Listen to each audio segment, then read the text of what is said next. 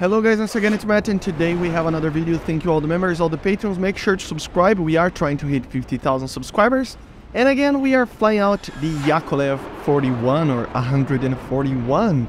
A very controversial aircraft right now on the forums, on Reddit and everything. But I wanted to actually, I had to make a video facing the Mirage, right? I did face the MiG-29 before, the F-16.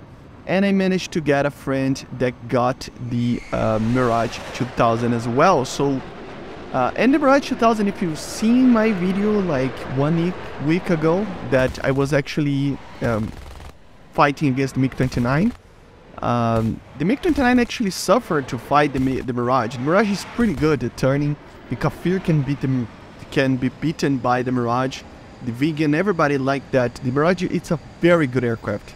And as you see over here, yeah, the Yakolev still just eats the Mirage away. It's too good for its own good, man, the Yakolev.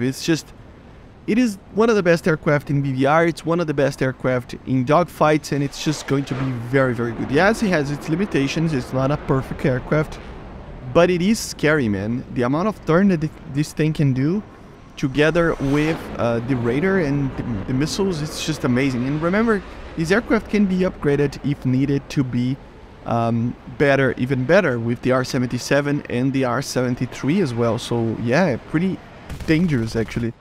So the radar, you will notice that I will talk a little bit more about it on another video testing it against the F-16, because in certain situations it can be easily fooled by Chef for some reason right now, but it might be work in progress. We have to wait, but still, yeah, look at that pilot snipe.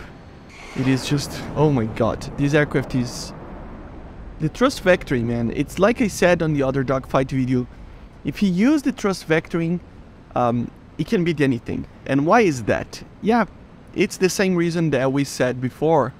It is due to the fact that the aircraft can actually maintain a lower speed, turning very well, better than the other guys. So yeah, what aircraft can turn like this at 380 kilometers per hour? As you see, not even the Mirage, right?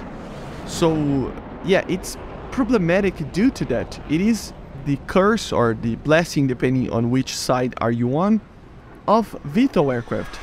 They have its problems, like the Harrier GS7. I plan to do one on the Harrier as well, but we have to have basically a Yakolev that it's fully upgraded or a Harrier, and we are working on that.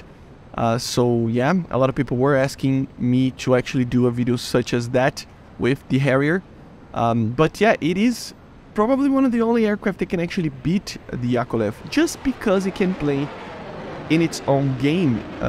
It's basically the same kind of strategy that you are going to use, using VTOL to be able to have nose authority while in a lower airspeed than a stall speed of a normal aircraft. It's just as plain as that. It is as simple as that. It is the only reason why these aircraft are able to do this type of thing.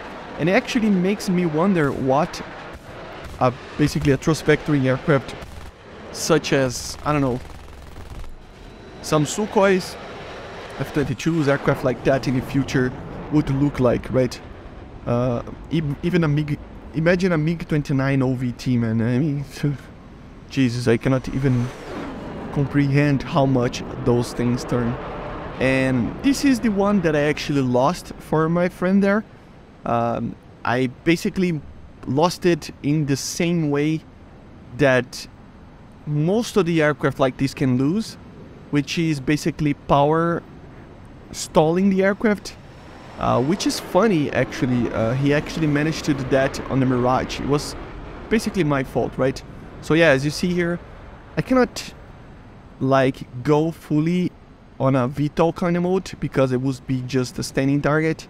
So I just decided to go below and try to get some speed. I managed to lose him somehow.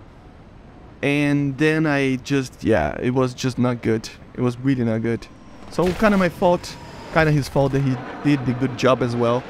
but it can be beaten, but it depends on the pilot very much. But a normal circumstance, if the pilot knows what he's doing with the Yakolev, it is just going to stomp everything basically.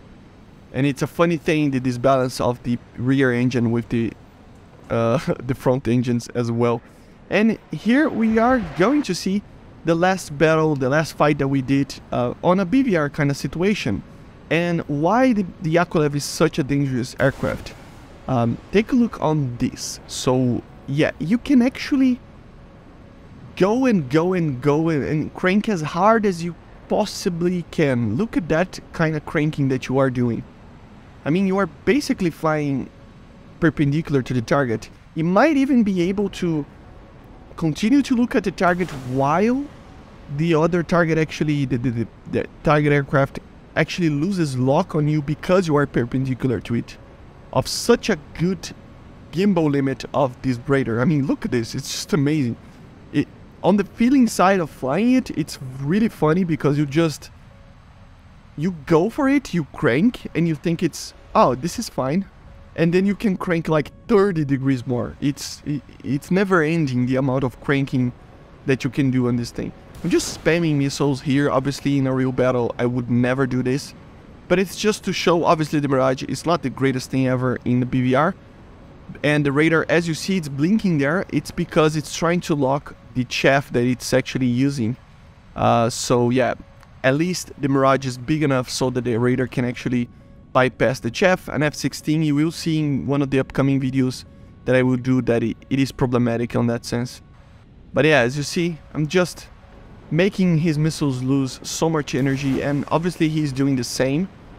He's making my missiles lose a lot of energy as well, but I can crank so much that it's just too much for him.